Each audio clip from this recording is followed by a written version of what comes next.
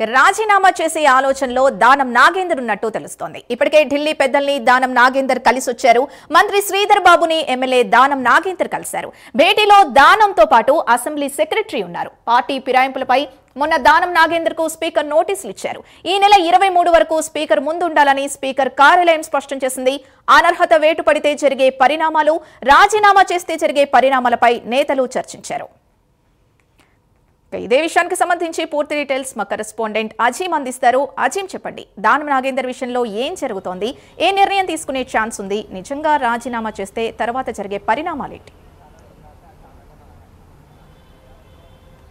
ఖైరతాబాద్ నియోజకవర్గం ఎమ్మెల్యే దానం నాగేందర్ ఏదైతే రాజీనామా చేసే ఆలోచనలో ఉన్నట్టు తెలుస్తుంది. ఒకవైపు ఇప్పటికే పీసీసీ అధ్యక్షుడితో అలాగే ప్రభుత్వ పెద్దలతో కూడా మాట్లాడుతున్నట్టు మనకు తెలిసింది. అయితే ఇటీవల మనం చూసాం, ఏదైతే పార్టీ ఫిరాయించి అంటే బీఆర్ఎస్లో ఎమ్మెల్యేగా గెలిచి కాంగ్రెస్ పార్టీలోకి వచ్చినట్టు 10 మందికి సంబంధించిన అంశంపై, పార్టీ ఫిరాయింపులకు సంబంధించిన అంశంపై స్పీకర్ ఇప్పటికే విచారణ చేపట్టారు. 10 మందికి కూడా ఏదైతే నోటీసులు పంపించారు. దీంట్లో 8 మంది ఎమ్మెల్యేలకు సంబంధించిన విచారణ ఇప్పటికే పూర్తయింది. వారికి సంబంధించిన క్రాస్ ఎగ్జామినేషన్ కావచ్చు, వారి అడ్వకేట్లు కావచ్చు, వాదనలు ప్రతివాదనలు అన్నీ కూడా స్పీకర్ విన్నారు. ఆ 8 మంది ఎమ్మెల్యేలకు సంబంధించినటువంటి పూర్తి స్థాయి విచారణ కూడా పూర్తయింది. ఇక మిగిలింది కేవలం 2 ఎమ్మెల్యేలు మాత్రమే, కడియం శ్రీహరి అలాగే దానం నాగేందర్. ఇద్దరు కూడా ఏదైతే ఇప్పటివరకు స్పీకర్ ఇచ్చినటువంటి నోటీసులకు ఇప్పటివరకు ఎలాంటి రిప్లై కూడా ఇవ్వలేదు. సో ఈ నేపథ్యంలో స్పీకర్ మరోసారి ఇటీవల సుప్రీంకోర్టు కాస్త అసహనం వ్యక్తం చేసిన వెంటనే మరోసారి స్పీకర్ వారిద్దరికి నోటీసులు ఇవ్వడం జరిగింది. ఇందులో కడియం శ్రీహరి స్పీకర్ని కలిసి మరింత సమయం కావాలని కూడా కోవడం కూడా జరిగింది. అయితే దానం నాగేందర్ మాత్రం నోటీసులు వచ్చిన వెంటనే ఏదైతే ఢిల్లీ అధిష్టానం దగ్గరికి వెళ్ళి ఢిల్లీ పెద్దలతో మాట్లాడడం కూడా జరిగింది. మాట్లాడిన వెంటనే ఈరోజు మరి తిరిగి నిన్న రాత్రి ఏదైతే హైదరాబాద్ చేరుకున్నారు, ఈరోజు ఉదయం మంత్రి శ్రీధర్ బాబు ఏదైతే అసెంబ్లీ లెజిస్లేటివ్ అఫైర్స్ మినిస్టర్గా కూడా శ్రీధర్ బాబు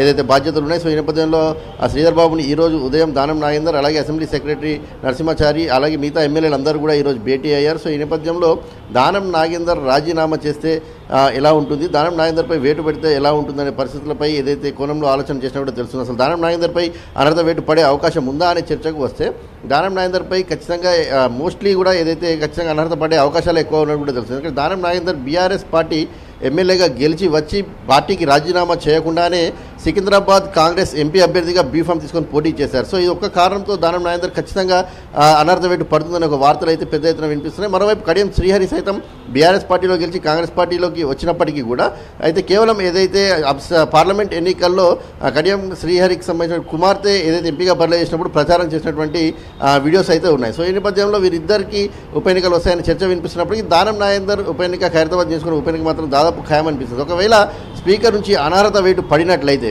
ఏదైతే ఈ గవర్నమెంట్ టర్మ్ ఇంకా 3 years ఉంది, ఈ 3 years టర్మ్లో ఏదైతే దానం నాగేందర్ పోటీ చేసేటువంటి అవకాశం ఉండదు. అదే రాజీనామా చేసినట్టయితే, స్పీకర్ ఆ రాజీనామా ఆమోదించినట్టయితే ఖచ్చితంగా దానం నాగేందర్ మరోసారి ఉప ఎన్నికల్లో పోటీ చేసేటువంటి అవకాశం ఉంటుంది. సో ఈ నేపథ్యంలో అనర్హత వేటు కంటే కూడా రాజీనామా చేయడమే మేలని చెప్పి కూడా పార్టీ భావిస్తున్నట్టు కూడా తెలుస్తుంది. సో దీనికి సంబంధించిన అంశంపై అటు ఢిల్లీ పెద్దలతో అలాగే ఇటు రాష్ట్ర పెద్దలతో పీసీసీతో అందరితో కూడా దానం నాగేందర్ ఇప్పటికే చర్చలు చేస్తున్నారు. సో ఈ నేపథ్యంలో దీనికి సంబంధించినటువంటి రేపు 23వ తారీఖు వరకు కూడా స్పీకర్ ఎదుటకు కూడా రావాలి రిప్లైతో అని చెప్పి కూడా స్పీకర్ కార్యాలయం నోటీసులు రావడం నేపథ్యంలో దానం నాగేందర్ స్పీకర్ ఎదుట హాజరై సమయం కోరుతారా, లేదంటే ఈ 2-3 రోజుల్లో రాజీనామా చేసి ఏదైతే రానటువంటి ఉప ఎన్నికలకు ముందుకు వెళ్తారా అనే ఒక అంశం అయితే రాష్ట్రంలో ఇప్పటికైతే ప్రధానంగా చర్చ కొనసాగుతుంది. మరి దానం నాగేందర్ పరిణామం ఏ వైపుకు దారితీస్తుంది, ఉప ఎన్నికలకు దారితీస్తుందా లేదంటే యథావిధిగా ఈ టర్మ్ అంతా కొనసాగిస్తారా అనేది మాత్రం చూడాల్సి ఉంటుంది.